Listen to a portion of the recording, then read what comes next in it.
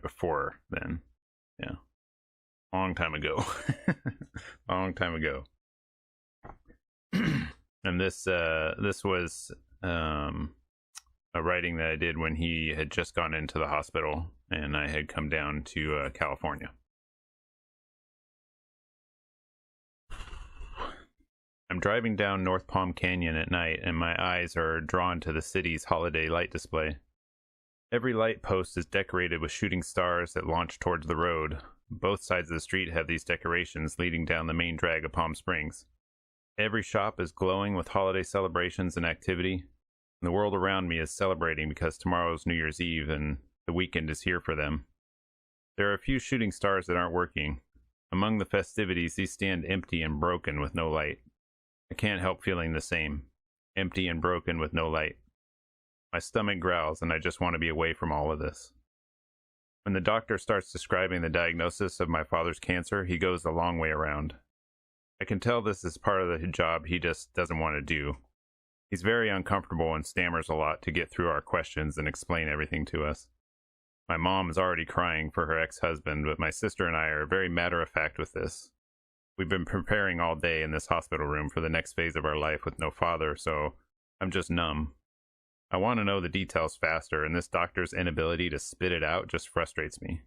It's not polite to say, hurry the fuck up already, when it's hard enough for everyone in the room to be there. But I'm thinking it. I couldn't leave my dad tonight until I knew he was fed. 3 times they brought meat to a vegetarian, and we needed to sort this out permanently.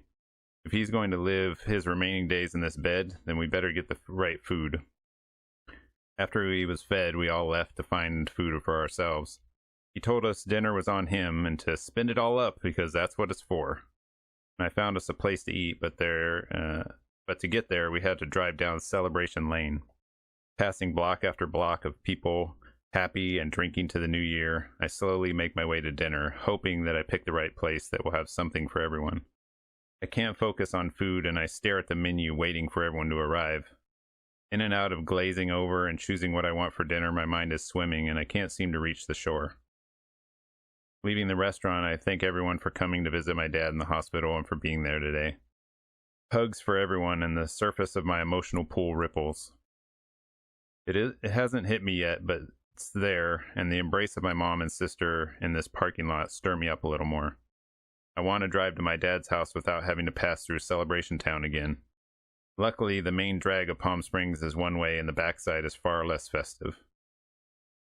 Driving through the desert at night is surreal when you're alone. The contrast of the light from the city is abrupt. There are lights out here in the dirt, but they're dwindling. The black surrounds you like a blanket of cold, and it tries to get into your car as you pass through it. The instrument panel on this old truck is faint in comparison to newer vehicles. It barely displays how fast I'm going and does nothing to light up the cab. The stars are very pretty out here, away from the intrusive light.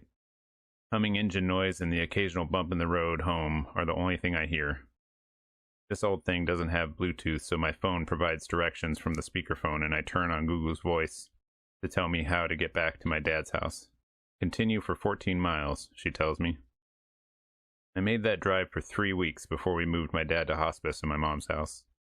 The cancer had eaten all of our resolve and the majority of my dad's body. We stopped all treatment and moved him to his ex-wife's house, where he was able to be with us for the last 3 days of his life. I'm grateful for the time I was able to be there and when he needed me. The only true way to honor our loved ones is to be there in the shit. When you want to run, when you don't want to eat, when you have to hold on so someone can answer when the nurse needs confirmation. Honor is signing the forms, watching them wrap him up, holding your sister as she sobs in the kitchen. Strength is picking a restaurant when you're not hungry and eating anyway.